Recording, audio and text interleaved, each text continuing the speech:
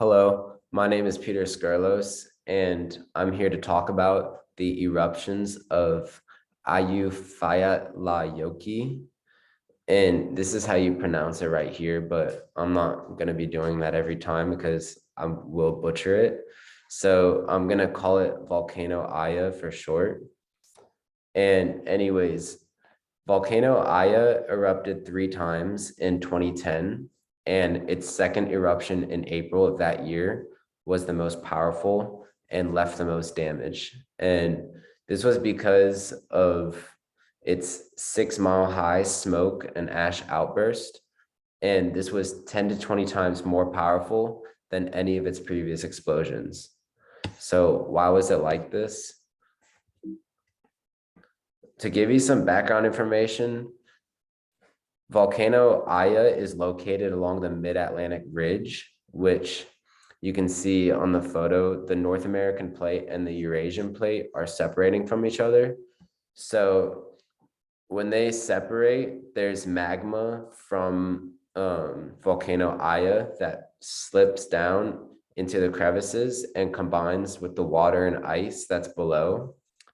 And Volcano Aya is located under a glacier and it has an ice cap. So this is probably likely why it caused those fumes to spurt 6 miles high into the air.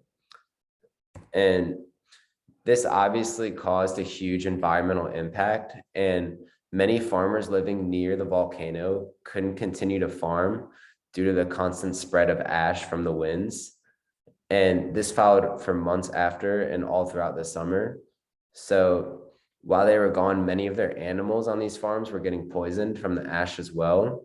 And all the business operations that were along with it totally just folded. And a lot of the business imports as well for raw materials that they are part of the supply chains for were not able to get any of the food or any of the materials they needed.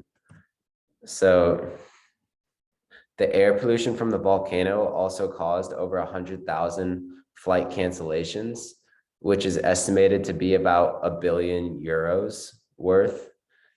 And along with this, many roads nearby the volcano were shut down due to the damage. And 500 farmers, along with their families, had to be evacuated from the area. And people further away from the eruption were able to help and aid others who were damaged and closer to Volcano Aya.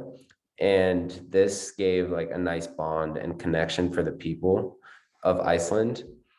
And there are a lot of other benefits actually that came out of this volcano. And researchers learned a lot about the volcanic ash clouds that had formed and the stuff that was going 6 miles high into the air. And they learned how to handle these types of eruptions. And actually that following year in Iceland, there was another volcano outbreak, and it was not nearly as significant because of this research, and there were not nearly as many flight cancellations. And here are my sources.